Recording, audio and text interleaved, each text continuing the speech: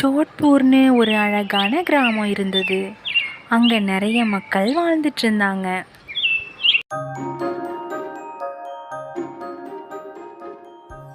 அங்கே மீனாங்கிற பொண்ணு தன்னோட குடும்பத்தோட வாழ்ந்து வந்துட்டு இருந்தா. மீனா ரொம்ப கோவக்காரி, அப்புறம் ரொம்ப அடம் பிடிப்பா. அவ இந்த பொருள் மேலே ஏதோ ஆசைப்பட்டா அந்த பொருள் கிடைக்கிற வரைக்கும் அடம் பிடிப்பா. அப்போ மீனாவுக்கு ஒரு நாள் பிறந்த நாள் வந்துச்சு. அந்த பிறந்த நாளுக்கு அவங்க அம்மா அப்பா கிட்ட ஓடி வந்து ஒரு விலை உயர்ந்த வாட்ச் வேணும்னு கேட்டா. அப்பா, என்னோட பிறந்த நாளுக்கு இந்த விலை உயர்ந்த வாட்ச் தான் எனக்கு வேணும். இதை எப்படியாவது எனக்கு வாங்கி கொடுங்க. நீங்க எப்படி வாங்குவீங்களோ எனக்கு தெரியாது, எனக்கு வாட்ச் வேணும். இதை கேட்ட அம்மாவும் அப்பாவும் அதிர்ச்சி அடைஞ்சிட்டாங்க. ஏன்னா அவங்க கிட்ட அந்த வாட்ச் வாங்குற அளவுக்கான பணம் இல்லை. இதோ பாருமா மீனா, நம்ம கிட்ட அந்த வாட்ச் வாங்குற அளவுக்கான காசு இல்லை. அதனால நாங்க உனக்கு அடுத்த பிறந்த நாளுக்கு வாங்கி தரோம். மீனா, விவசாயமும் நமக்கு சரியா விளைச்சல் கொடுக்கல. நம்ம கிட்ட இப்போ காசு இல்லை. அதனால நாங்க சொல்றது நீ கேளு. இதை கேட்ட மீனா அடம் பிடிக்க ஆரம்பிச்சிட்டா. அதனால ரொம்பவும் அழ ஆரம்பிச்சிட்டா. எனக்கு வாட்ச் வேணும். அதனால மீனா சோகமா தன்னோட பள்ளிக்கூடத்துக்கு பை எடுத்துக்கிட்டு போயிட்டா.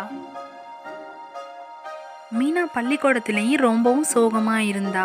அப்புறம் அன்னைக்கு பள்ளிக்கூடம் முடிஞ்சு வீட்டுக்கு கிளம்பினா.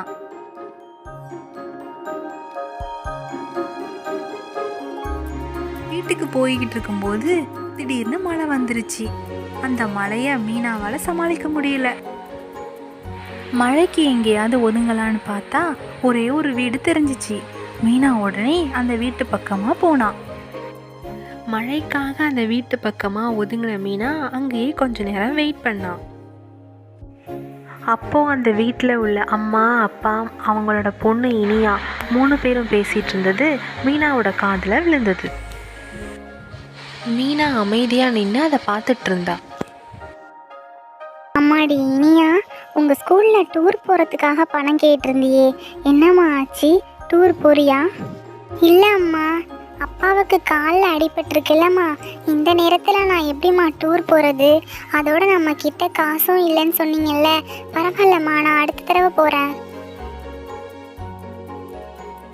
தன்னோட குடும்பத்தோட ஏழ்மையான நிலையை புரிஞ்சுக்கிட்ட இனியா அதுக்கு ஏற்ற மாதிரி முடிவுகளை எடுத்தான்.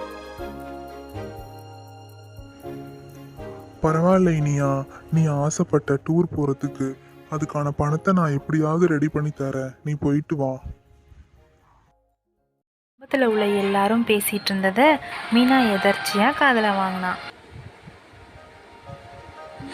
அவளுக்கு ஒரே குற்ற உணர்ச்சியா இருந்தது. இல்லப்பா, நான் டூர் போகலை. பரவாயில்ல, அடுத்த தடவை நான் டூர் போய்க்கிறேன்ப்பா. இனியா சின்ன குழந்தையா இருந்தாலும் அவ குடும்பத்தோட நிலைமையை புரிஞ்சுக்கிட்டு டூர் போகல. ஆனா மீனா தான் பிடிவாதமா இருந்ததை நினைச்சு இப்ப ரொம்ப வருத்தப்படுறா.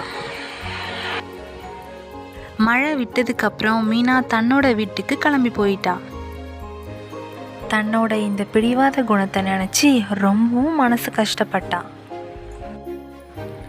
தன்னோட வீட்டுக்கு வந்து அப்பா அம்மாவை பார்த்து நடந்த எல்லாத்தையும் சொல்லி தான் செஞ்ச செயலுக்கு மன்னிப்பும் கேட்டா.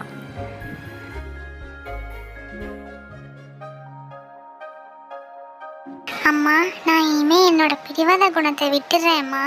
நம்ம குடும்பத்தோட நிலைமையை புரிஞ்சு நான் நடந்துக்கிறேன். மீனாவோட இந்த மாற்றத்தை பார்த்த குடும்பத்தினர் ரொம்ப சந்தோஷப்பட்டாங்க. மீனா, உனக்கு அடுத்த பிறந்த நாளுக்கு கண்டிப்பா நீ கேட்ட அந்த வாட்ச் நாங்க வாங்கி தரோம் அப்படின்னு மீனாவோட அம்மாவும் சொன்னாங்க. குழந்தைங்களை நாமும் எந்த விஷயத்துக்காகவும் பிடிவாதம் பிடிக்க கூடாது. குட்டீஸ், இந்த ஸ்டோரி உங்களுக்கு பிடிச்சிருந்துச்சுன்னா சப்ஸ்கிரைப் பண்ணுங்க.